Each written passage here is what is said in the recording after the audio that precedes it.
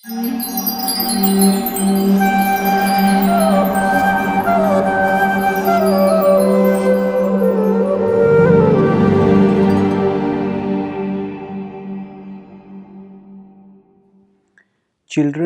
rarely want to know who their parents were before they were parents. And when age finally stirs their curiosity, there is no parent left to tell them. Russell Baker. We all have a tendency to take the people around us for granted, especially people who are in positions of authority and with whom we have an uneasy relationship. Quite often, we want to have as less to do with them as possible. We just want to get our thing done and move on with our life. And this can have many unfortunate consequences because our relationships can be the source of the greatest strength for us. And if we are not careful about cultivating deep, meaningful relationships, then we deprive ourselves of one of the strongest sources of self-transformation. We all have the potential to be much better than what we are presently. And what brings out that potential is often the inspiration, the encouragement, the guidance that we get from others. Without that guidance, we often remain shadows of ourselves. And relationships can provide inspiration, guidance, transformation to the extent that they are deep. If the relationships are only functional, functional means when we want to do something practical, we interact with them. When they want to do something for their functions, for their practical needs, they interact with us. And functional relationships are never fulfilling and they are rarely transformational. They are simply transactional. Transactional means that just like if we go to a shop, when we go to that shop, we have certain transactions with the shopkeeper or the vendor over there. Now, our goal over there is not to develop a relationship with that person. Our goal is simply to just get the thing done. Okay, I pay you this money and you give me this. So, transactional relationships are not at all fulfilling, and the human heart longs for fulfillment. Now, probably the most difficult relationship after the spousal relationship, after the relationship between the husband and the wife, is the relationship between parents and children. It's a fundamental relationship for all of us. None of us, some of us may not marry, but all of us have parents. Now, we may not have, some of us may be orphans, in that sense we don't have parents. But then someone else takes the place of parents in some other way. The people who take the role of parents, they may be forbidding or they may be loving. They may be stern or they may be lenient.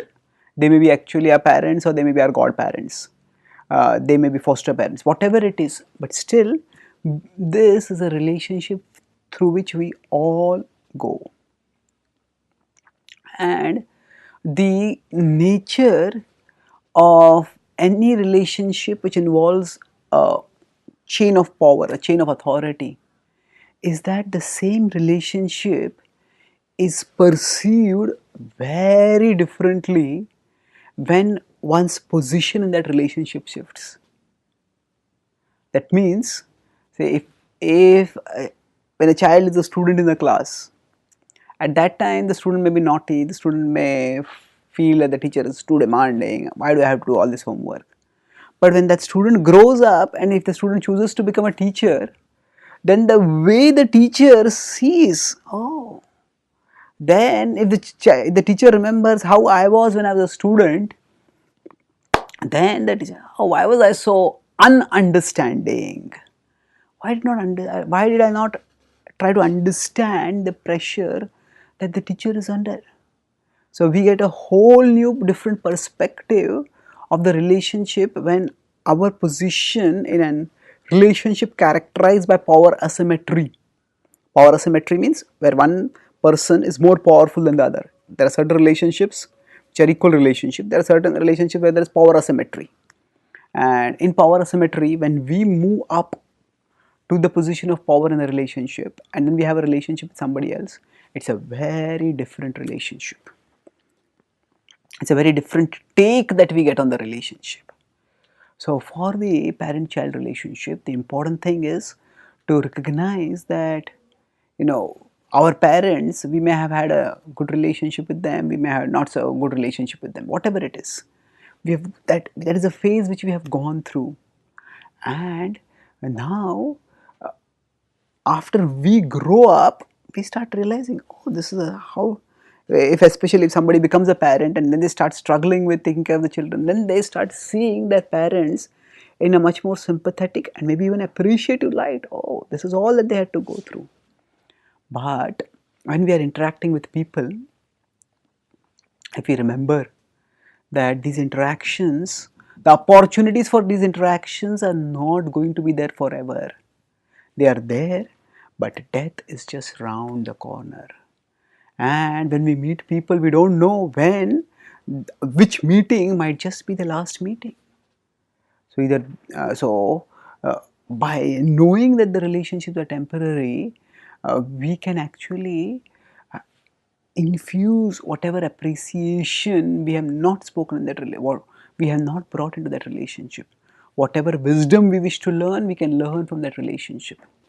In the Mahabharata as well as in the Bhagavatam, these are two ancient wisdom texts from India, it is described that when the grandsire Bhishma was departing from the world, at that time Krishna, he brought the Pandavas as devotees, all of them came together, and Krishna as God himself descended on the world, and they all inquired from Bhishma and learned from him. Although Bhishma had been their grandfather and Bhishma had taught them a lot throughout their life, when Bhishma was about to die, Yudhishthira inquired again from him. What is the reason for that? Because now Yudhishthira had become a veteran. He had seen with his own eyes the brutality of war. He had seen with his own eyes the unbearably heavy price of political mismanagement. And Bhishma had seen much more. Yudhishthira wanted to ensure that he would not in any way commit the mistakes which had been committed earlier, that he would be able to guide his citizens competently. And thus, the same person from whom he had learned throughout his life, now he stood actually. Bhishma was on an arrow bed, but he stood and learned from him for hours and hours and days and days. And by hearing from Bhishma thus, the submissive hearing was the way Yudhishthira conveyed his appreciation. And Bhishma drew on his vast erudition, his vast experience, and gave practically an ocean of wisdom. The Anushasan Parva and the Shanti Parva of the Mahabharata are among its biggest sections, and they are filled with extraordinarily deep wisdom, practical as well as philosophical, for learning how to live life. So, life lessons are something which you can learn from those who have gone through life, and those who have intimate relationship with us, with whom we have intimate relationship, rather than taking them for granted. As we go through a new phase in our life, we can observe them and we can visualize how they may have gone through this phase, and thus we can enrich ourselves with their wisdom. Knowing that they are not going to be there forever, we can keep taking inputs from them and keep moving onwards in our life. Thank you. Hare Krishna.